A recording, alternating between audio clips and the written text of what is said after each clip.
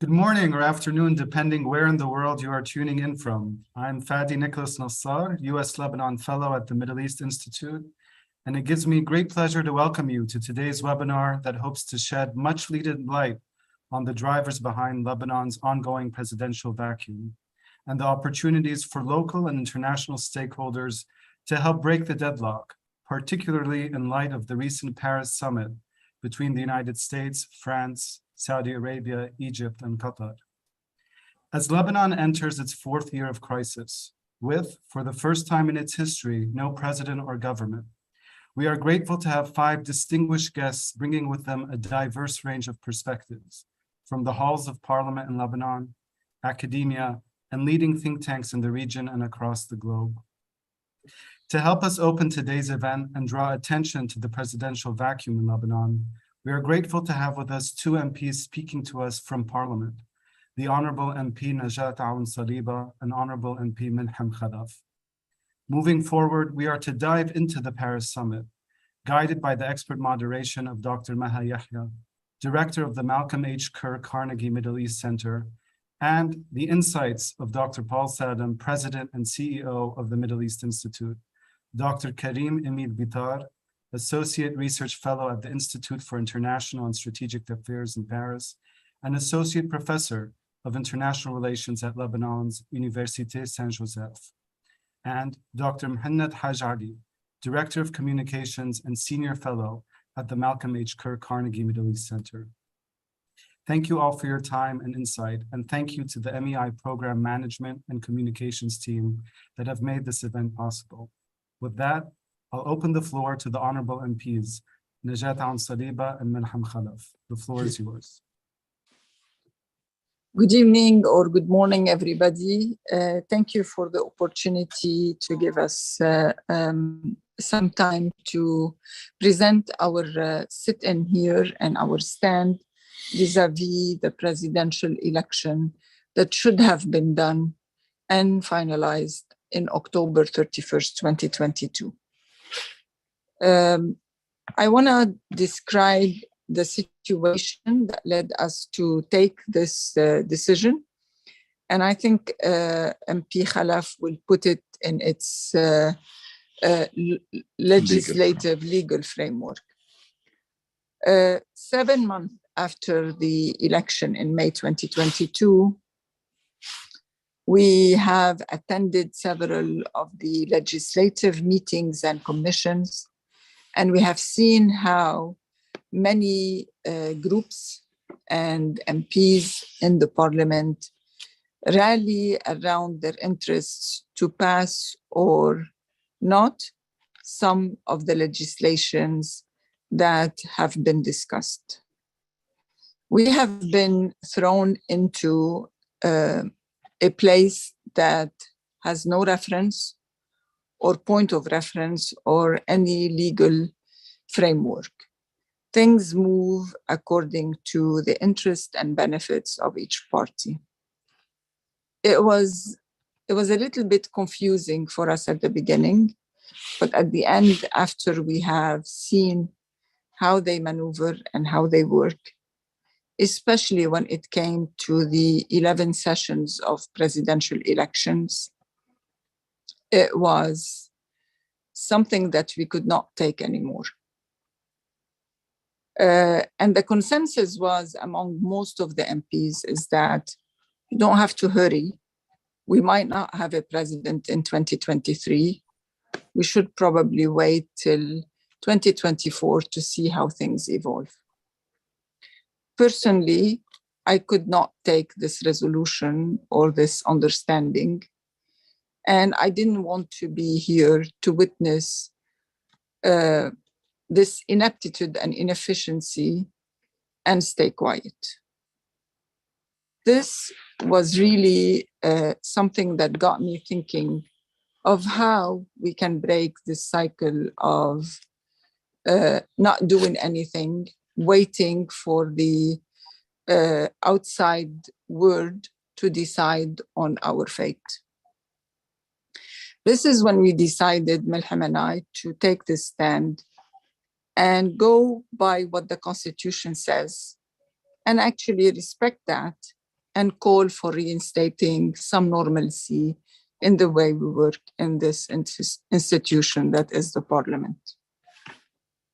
At first, when we announced it, we didn't understand what they were thinking, but slowly but surely, we started hearing from here and there how they thought that our stand was linked or was part of a conspiracy theory that is linked to the outside, to a foreign agenda, and also linked to the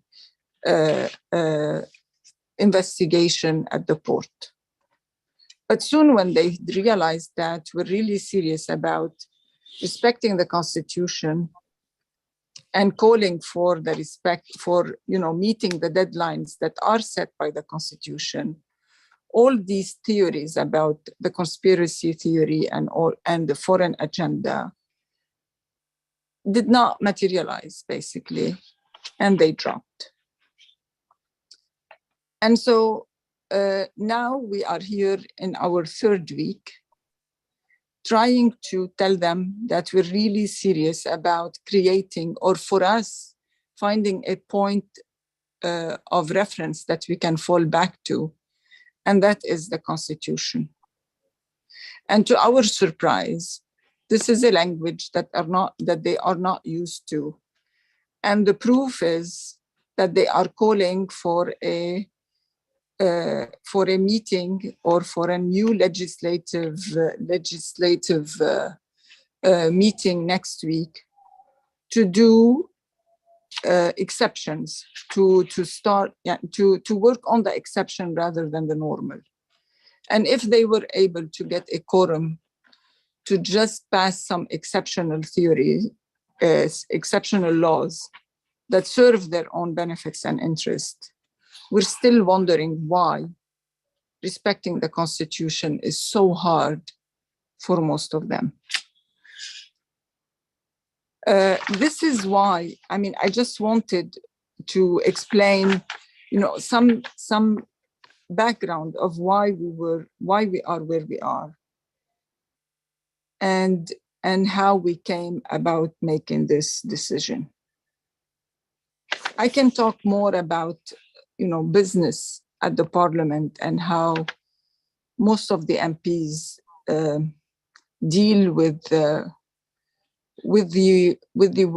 daily work, especially when it comes to serving people outside creating any sustainable solution, and just feeding clientelism and dependency to the maximum. One more thing I want to say is that we're not calling for election because we want to just call for election. I think we are in a state of a complete power vacuum where we have no president, we have a caretaker government, and we have a parliament that is open only for legislation. It's not functional for anything else.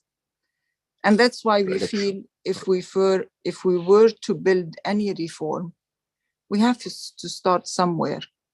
And in my opinion, this is a good place to start.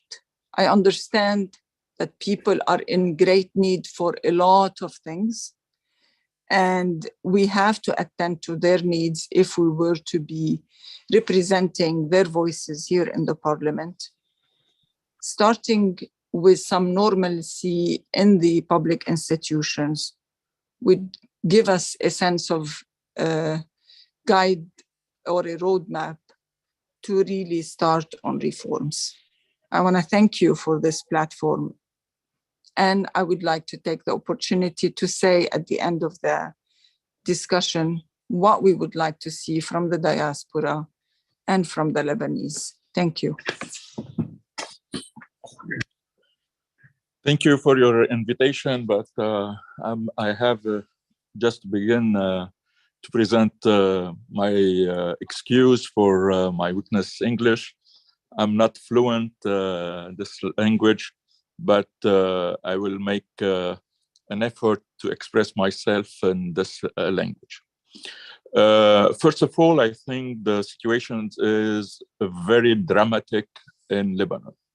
And it's a dramatic situation, not for institution and for the democratic system, but in first level, it's a dramatic situation of the people.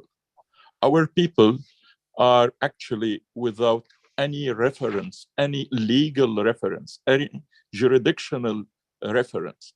What we have to know, actually, we have an inflation. Actually, we have for $1, it's about 65,000 Lebanese pound. And, we have many consequences about this issue.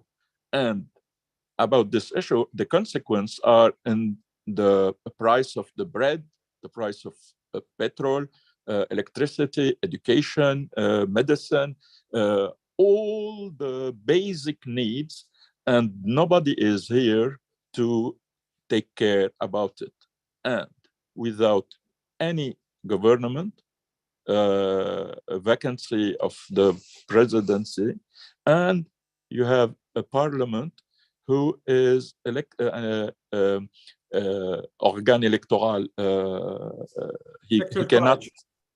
Yes, and he cannot make any words in to promote to make any laws, and he should push to elect the president, but he is in his incapability to make any step in this way. What is the problem? The problem is we have une fracture, like a break situation between the needs of the population and a club, a member of a club who are thinking about how to share power without any care to the people. For this reason, the dramatic situation of the population is not, nobody is take care about it. This is the first level. The second level is we are living a dramatic situation with the democracy. When you see all our institutions, they are paralyzed, completely paralyzed. In the government, in administration, in the justice, in court, and nobody cares.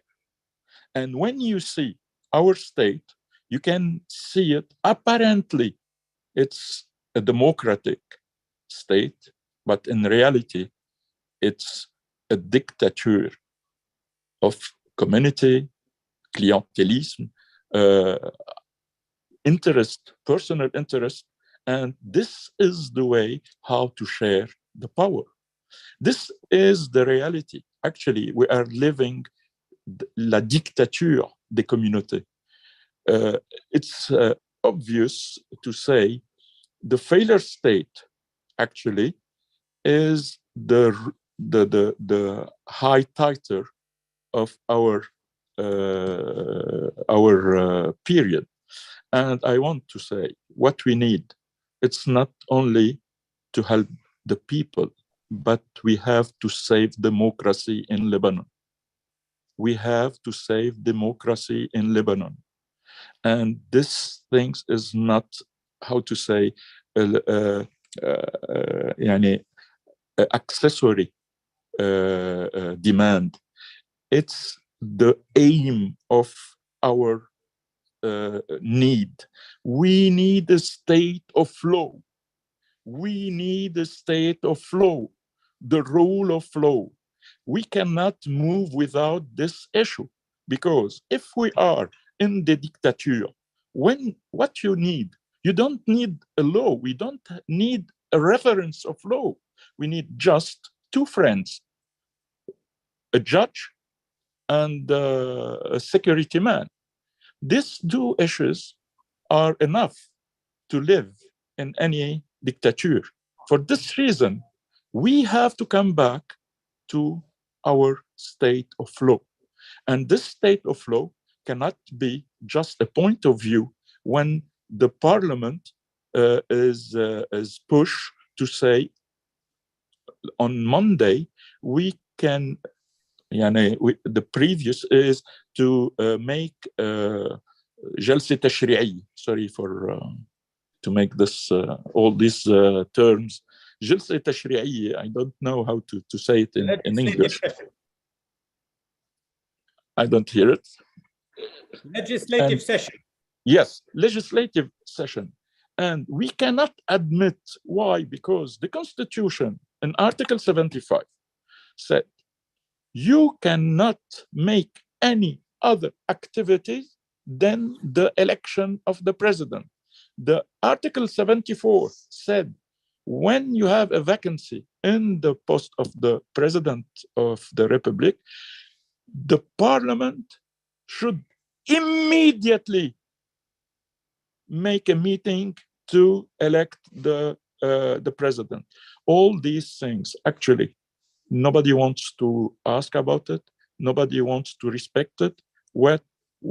Because I think the point of view is the consensus of these member of club who wants just to share the power and not to serve the population. For this reason, we are here, and we are stand up here to create hope. To create hope, and the hope will be how to apply the law, because our need, and the first need, is to get a state of law. Thank you. Thank you. Thank you, Mr. Khalaf, and thank you, Mr. Saliba. I suggest we go to our great moderator, Dr. Maha. So, Maha, over to you. Thank you, Paul. Thank you, Milham Ad-Najat. It was wonderful to hear from you. I'm going to now begin with the discussion with Karim, Mohannad, and Paul. We've heard from both MPs who are conducting a sit-in 3 weeks now in the parliament to get a president elected, but it's a broader context of complete or more or less incremental collapse across all spheres in the country. We heard Milham's appeal, MP Khalaf's appeal for this is not just about the election of the president, but actually about saving Lebanon's democracy. Karim, let me begin with you to talk about France's role. I mean, from President Macron has been trying heavily to be involved in and to push Lebanese politics on some sort of a track. We saw him post the port explosion. He was the first president to come and visit. He actually went to the site when the sitting Lebanese president didn't, to the site of the explosion. But also his earlier visit to Beirut, to the summit in Paris. Is he really in the driving seat when it comes to shaping transatlantic policy towards Lebanon? Thank you, Maha. Thank you, Paul, for asking me to join the Middle East Institute as a non-resident scholar and to be on this panel. I'm very happy to be with you. Before answering Maha's question, I would like to pay tribute to what Najat and Milham are doing. They are simply doing their job. As Milham said, this is Article 74 and 75 of the Constitution. But in Lebanon, it's becoming increasingly rare. I find it very refreshing because lots of Lebanese have succumbed to cynicism and apathy. And to respond to your question regarding the French role, France should be the first country to understand the symbolic importance of what is being done today by Milham and Najat. When they took this initiative, the first thing that came to my mind was a famous quote from French history that triggered basically the French Revolution from a nobleman named Count Mirabeau, who was the voice of reason at the time of the French Revolution. He was neither a supporter of Robespierre nor a supporter of the Ancien Regime. And Mirabeau started this sit-in by saying, tell those who send you, whoever sends you to try to take us out, that we are here by the will of the people and we will leave only by the force of bayonets. This is basically the sentence that triggered a massive popular mobilization in France. So I understand that today's Lebanese are in a very difficult situation, economic situation. Morally, they are going through a collective nervous breakdown, sort of. So Milham and Najat are doing basically this sit-in on behalf of lots of Lebanese. So when it comes to the French initiative, yes, Macron would like to be in the driver's seat. He came to Lebanon, indeed, very rapidly after the Beirut blast on August 6, 2020. He met in this famous meeting with all the traditional establishment leaders who form this oligarchy. And indeed, in France and the US, I do not use these expressions like oligarchy because very often it is used by the extreme left or the extreme right. But in Lebanon, it is a clinical description of what we have. As MP Khalaf said, initially it was supposed to be a consociational democracy. On paper, we had the rule of law. But what we have today is a group of 5 or 6 sectarian leaders who are sharing the pie and basically controlling our lives and taking all major decisions. So what Macron wanted to do, yes, go ahead, Maha.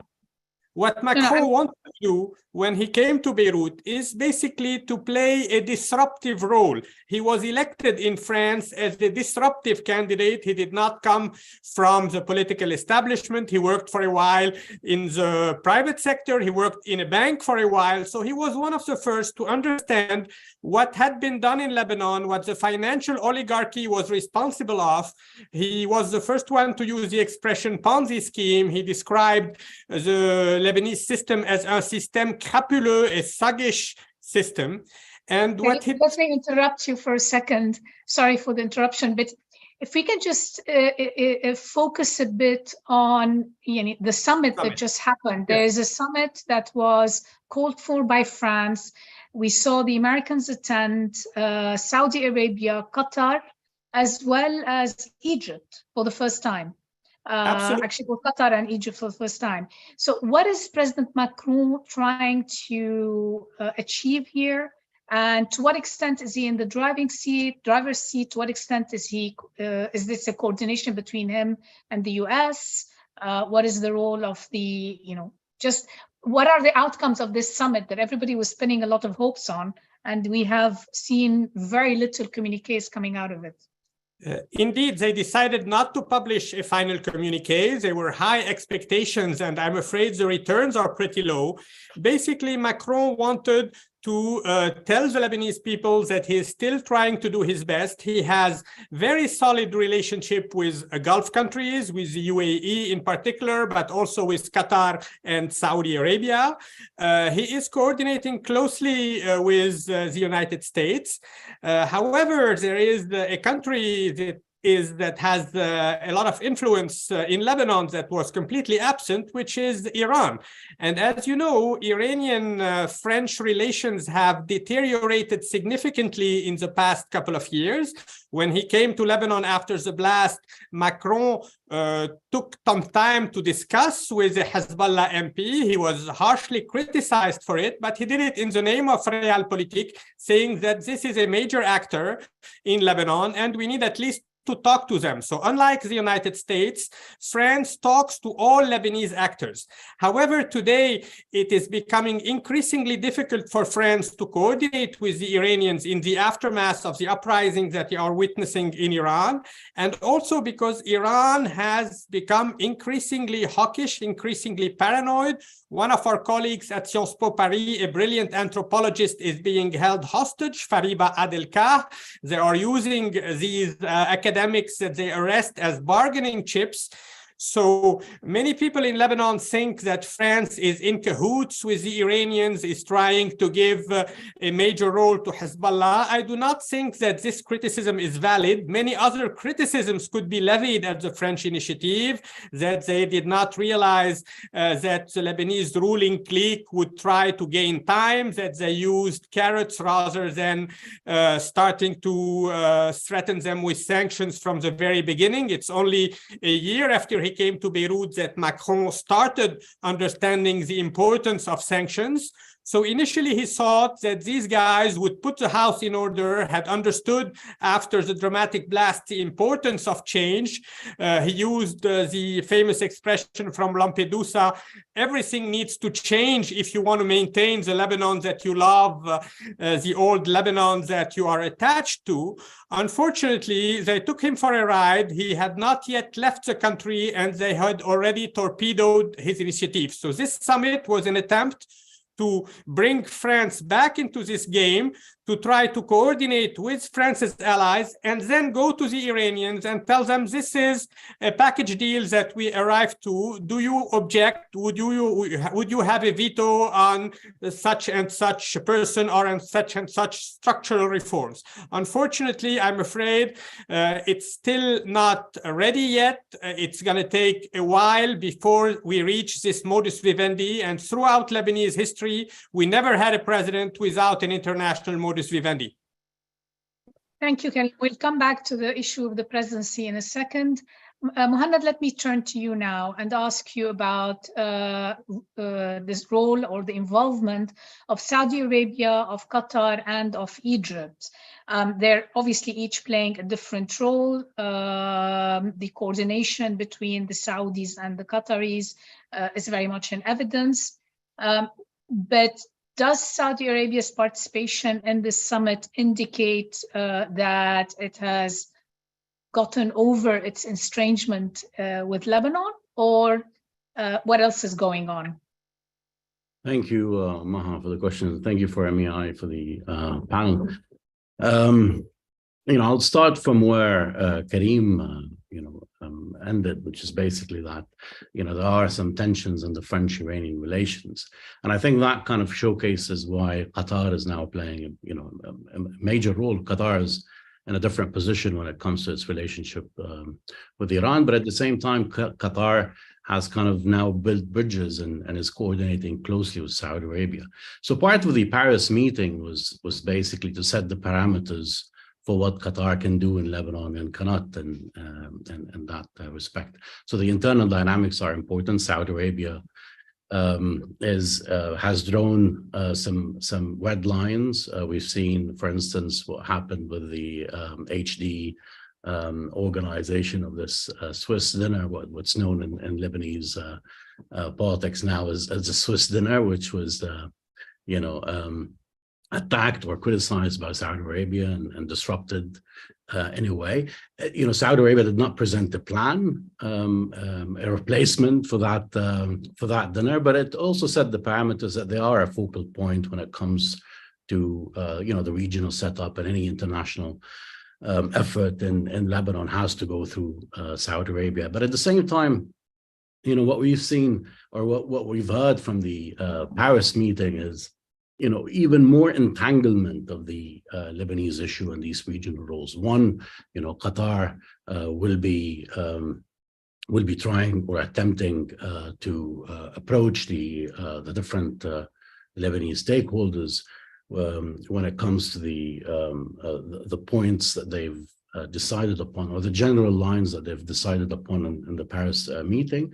But at the same time, it's clear that Saudi Arabia is linking, on one hand, the presidential elections with who's the next premier in Lebanon, who's the next prime minister, and what kind of distribution of power we will see in the next Lebanese government. The old setup in which Hezbollah and its allies had a 1/3 of seats within the government and their ability to disrupt any major decision, that has to be discussed, and I think it has to be negotiated in the next phase. So that kind of adds another element of complexion to the crisis. In the past times that we've seen presidential elections, this was not really an issue in which not only we discussed the next premier's name, but we also discussed what kind of government we will have and what distribution of power within that government will be seen. Another point which I think is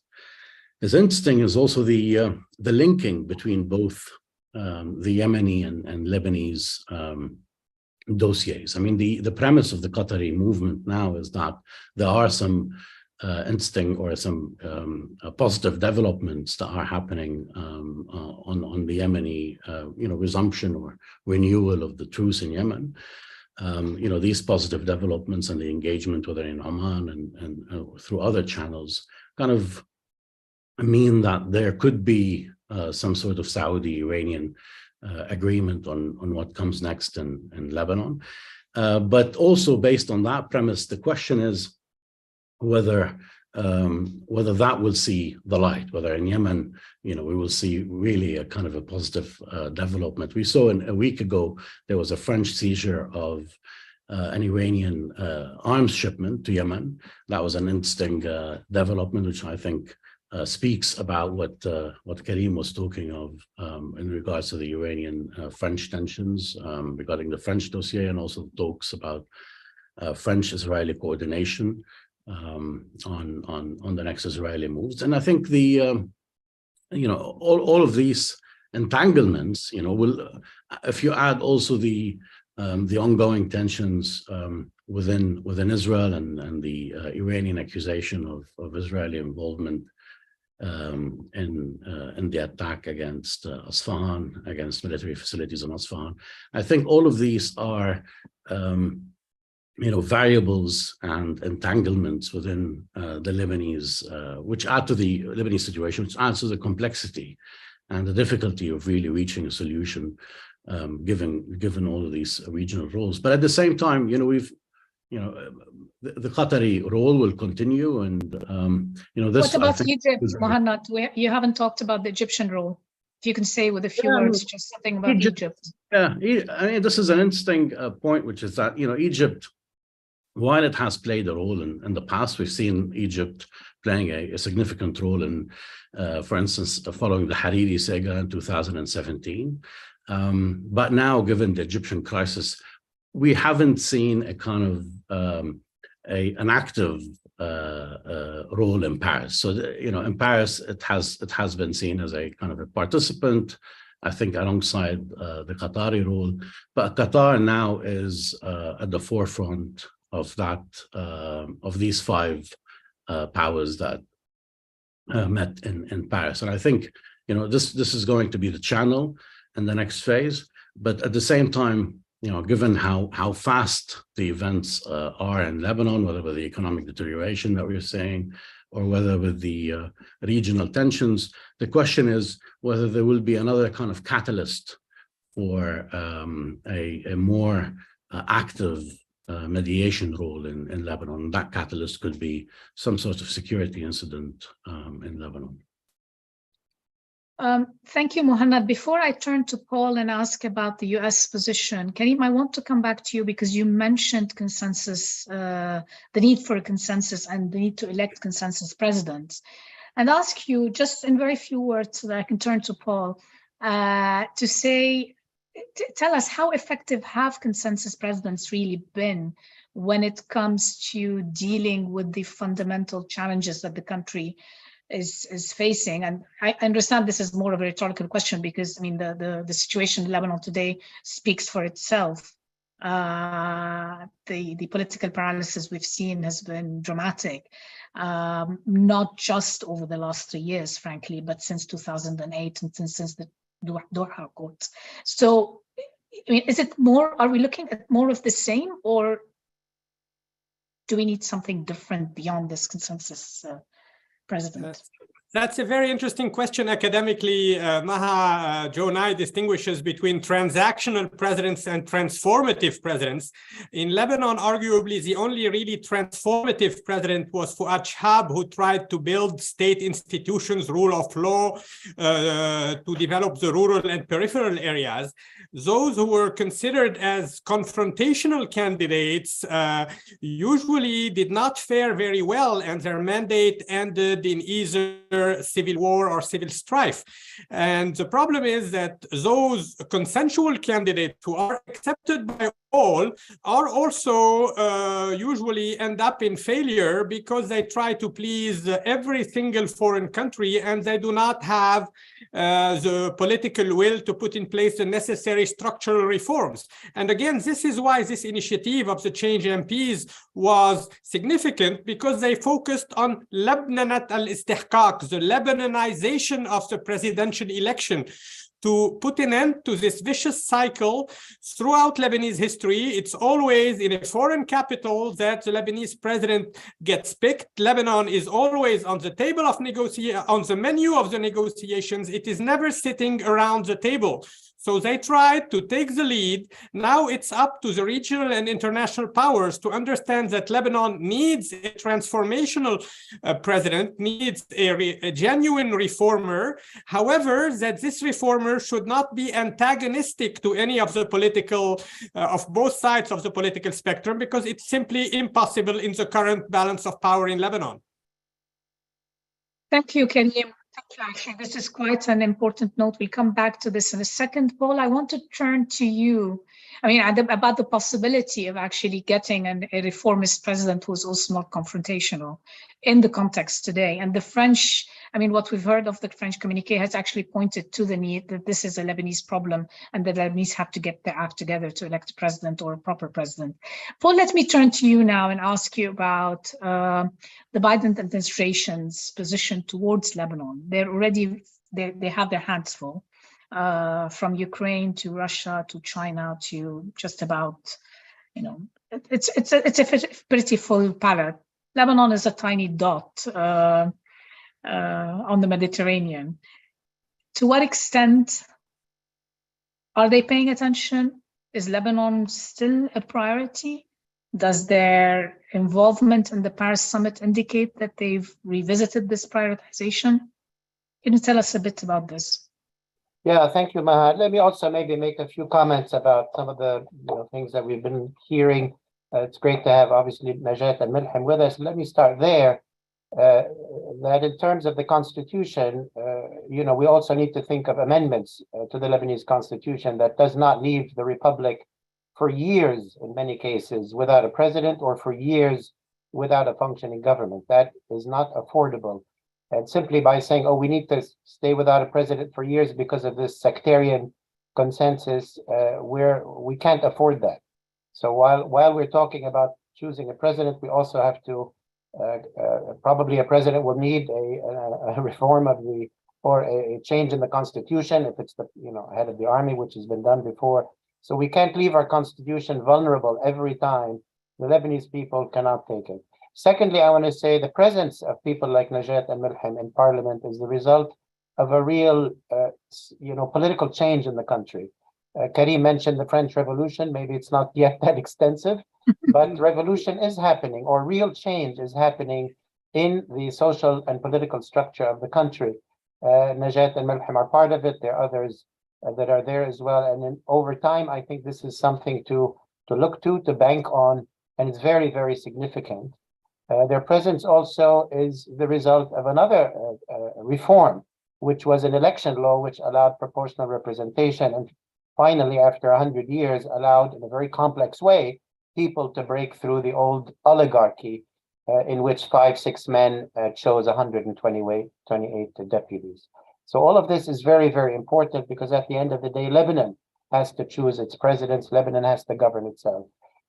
Before getting to the Americans, on the Qataris and the Egyptians in particular, you might say, when you pull away from the details of what's happening in Lebanon, when the world looks to Lebanon, the biggest thing that relates to it is the offshore gas. And the most important thing in that regard was the maritime agreement that happened between Lebanon and Israel, in effect between Hezbollah and Israel, which will potentially, obviously, it's very important for Israel, very important, hopefully, if we can move forward for Lebanon, very important for Western European gas and for the United States and global energy markets. Qatar has taken Russia's stake in the offshore gas, so it is now Qatar has bought and become a partner with Total from France and Eni from Italy. That is part of the reason why it's very engaged. It also means that Qatar will be cooperating with Israel, in effect, because the companies that will be exploring the Qana field have to also deal with Israel and give Israel part of the proceeds and so on. So that makes Qatar a player with Israel, a player with the United States, a player in the future of Mediterranean gas. The UAE is already heavily invested on the Israeli side on Eastern Mediterranean gas. So there's a big thing happening and globally, and part of it relates to Lebanon. The reason the Egyptians are there largely is because of the gas. Egypt is the headquarters of the Eastern Mediterranean Gas Forum, which includes Israel, the Palestinians, Cyprus, Greece, Italy, and the United States. The Eastern Mediterranean Gas Forum is the only way Lebanon can export its gas to the markets. And Lebanon is trying to find a way to join the Eastern Mediterranean Gas Forum, or else many of the companies would say, well, why am I investing money with you if I have no way to sell this gas other than to give it to EDL, the electricity sector. We had the Secretary General of the Eastern Mediterranean Gas Forum, Mr. Oussama Mubaraz, was at MEI yesterday, partly discussing this, and that's the main reason the Egyptians were invited, because part of the deal would be to find a way for Lebanon, with a new president, prime minister, and so on, to eventually join the Eastern Mediterranean Gas Forum, in which Israel is a member, which is another sort of politically tricky thing. Now, getting to the United States has a policy in Lebanon, has an interest in Lebanon. Using the word priority would mean as if it's more important than the 67 other things that the US is worried about. It is not a priority, but the United States is the largest kind of player in the world. So even if you're priority number 26, that still means quite a lot. For the US, just in the past week, there were many very high-level meetings at the White House and other places, spending a lot of time on Lebanon, on the run-up to the Paris meeting. The United States obviously is a big supporter and investor in the Lebanese army. It's a big supporter of humanitarian aid to Lebanon. It was the broker that brokered the maritime agreement between Lebanon and Israel. It is now working on brokering a land agreement between Lebanon and Israel. It is working on finding a way for Lebanon to join the Eastern Mediterranean Gas Forum. It is the main player in the IMF and the World Bank. It wants Lebanon to do these reforms so that they can, IMF and others can begin to move forward. The US has been the main negotiator to try to get Egyptian gas immediately to Lebanon, to try to get Jordanian electricity immediately to Lebanon. The obstacle remains Lebanon.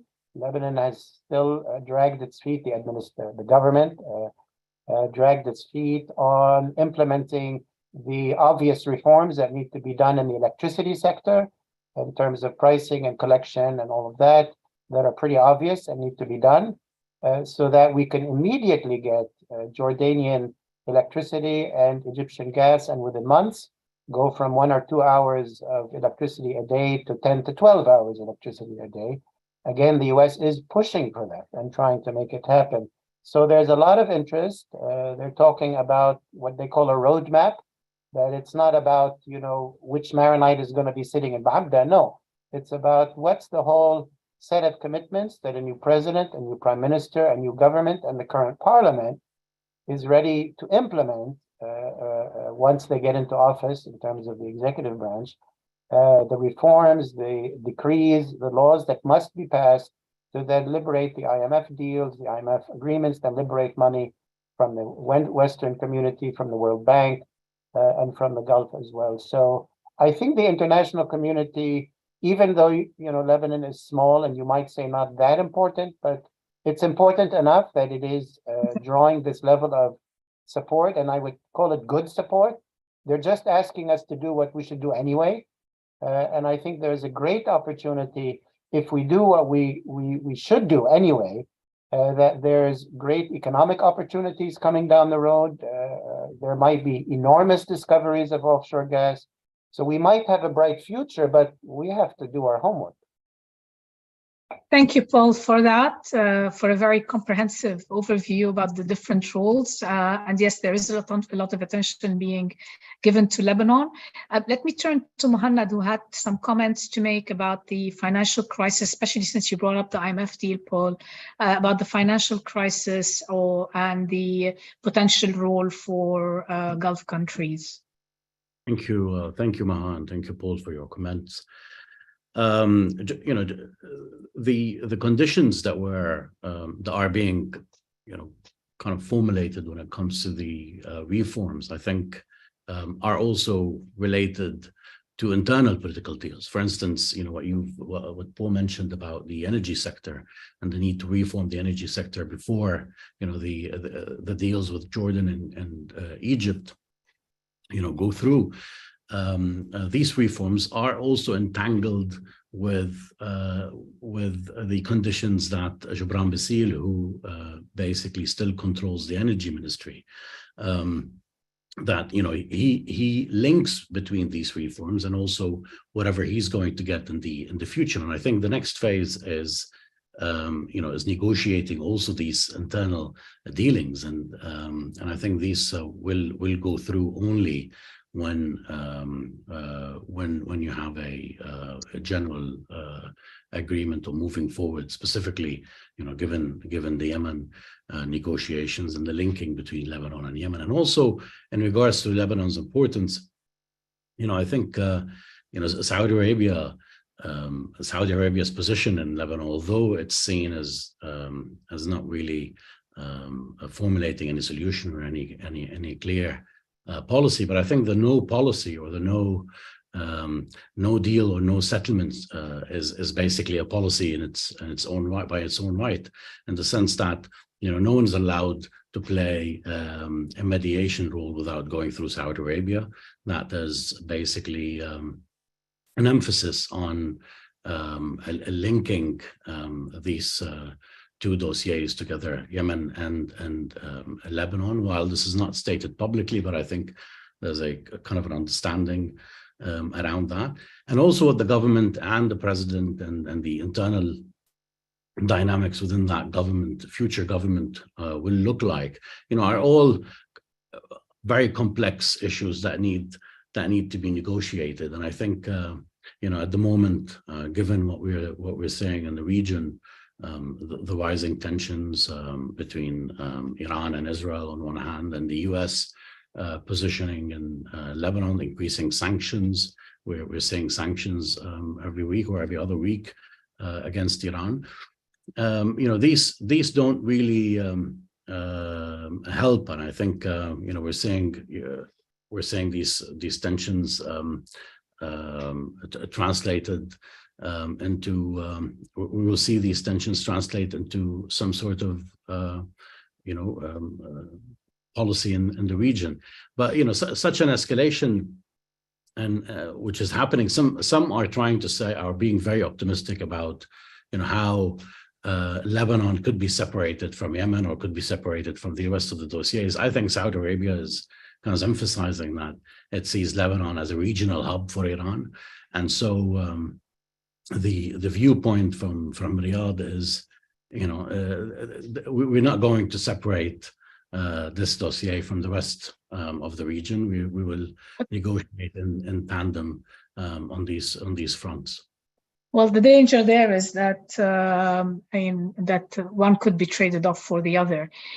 We've heard from all of you the extent to which the regional and international context is incredibly complicated, but we haven't spoken a lot about, the internal paralysis. The fact that while the regional and international context may not be conducive, or there isn't still alignment to push for the creation of a president. But Paul, you yourself talked about the need for the Lebanese to do their own homework. So I'm going to turn to Milhem and Najat now and ask them, as two MPs, to maybe if you could say just a couple of words, because we're nearing the end of our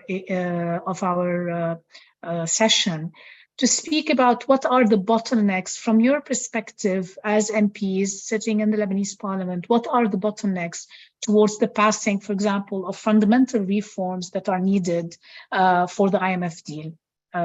Just to give what sense. What is stopping the internally within, again, from your position in parliament,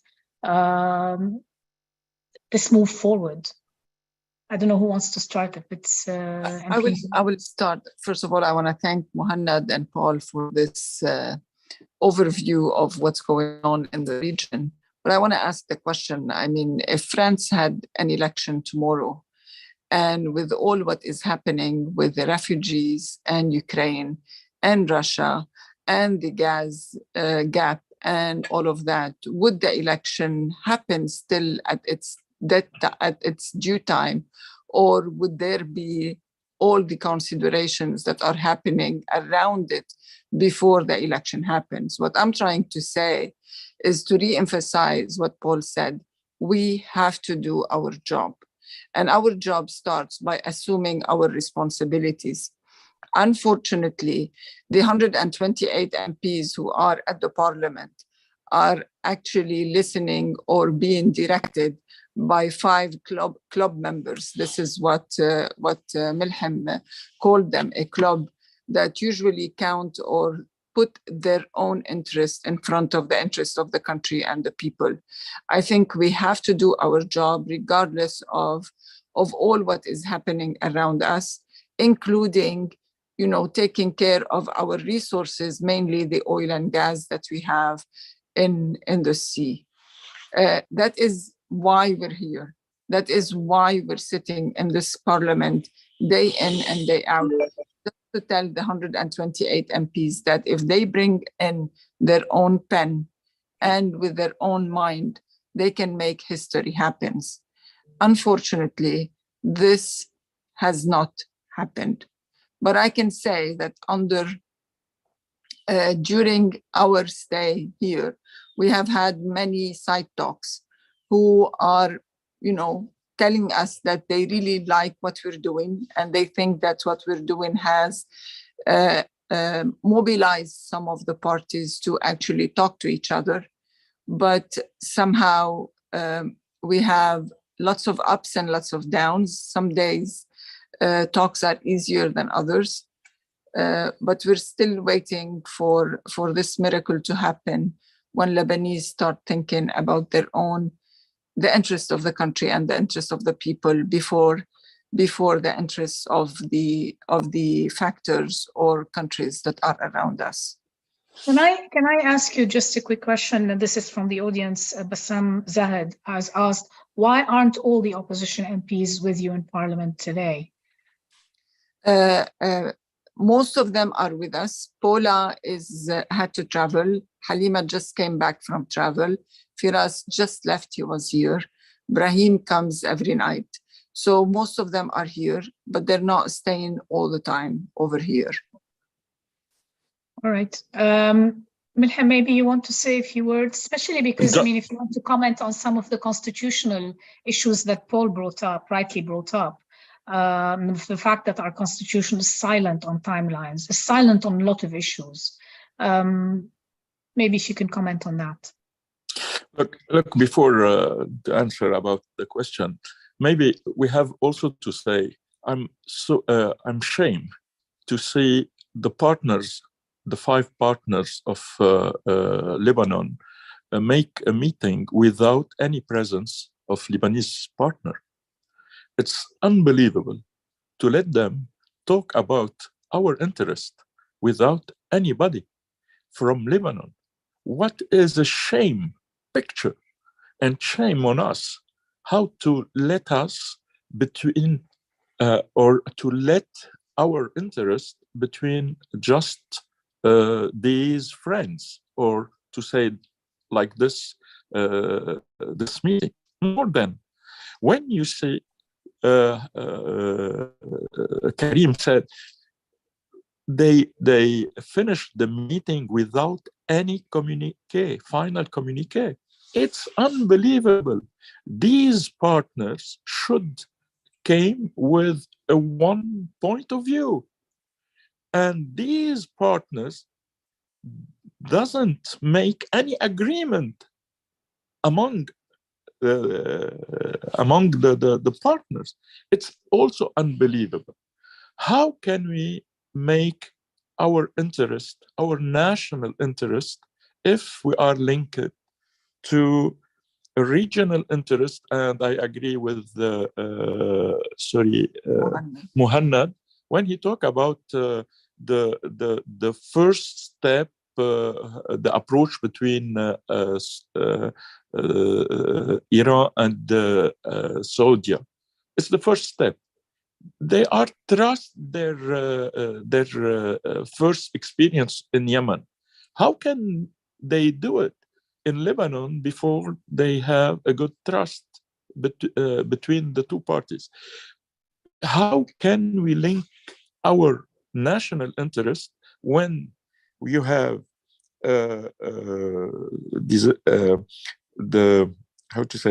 disaccord, Agreements. and disagreement between in the regional level and the international level, when you have the problem with between the USA and Russia. How can we make all these things l'alignement des étoiles? It's impossible. For this reason, alignment of the stars. Yes, we have to take this opportunity for us to make something in local level and to push our 128 deputies to take their own interest to save Lebanon, to save our population. And we cannot admit anymore to link our national sovereignty to any other interest. Maybe we can take it as just to collaborate in some other interest, but it's not our first issue. When we are blocked, we are paralyzed, all the system. It's really a dramatic situation for us. Thank you for your interventions. There was a question from the audience. There are a few questions from the audience, but unfortunately we're out of time. So I will not be able to bring all of them. But there was one question specifically for you, MP Khalaf, is who would have been a suitable Lebanese representative at the Paris meeting, since you mentioned the fact that there were no Lebanese representatives. And just shortly, the UN is not involved in this. Somebody else asked for the UN. At the Paris meeting. Karim Daher, Karim Bitar. Karim Bitar. Karim Bitar, I said Karim Bitar. He is a hero from Lebanon and he deserves it. Yes, of course. Thank you, guys. You are the only heroes I see on this screen. But let me just end very quickly with thanking everybody. I don't know if you have any last comments you want to make, Paul, Karim, or Muhannad. Do you have any final thoughts you want to put on the table? Okay. I just want to thank you all. Our stand up here is to create hope for our population. Thank you, MP Khalaf and MP Saliba, for everything that you're doing. And thank you, Paul, Karim, and Muhannad, for a very interesting dialogue and discussion on Lebanon. Hopefully the next time we have this discussion, we will already have a president and maybe a functioning government in place. Thank you to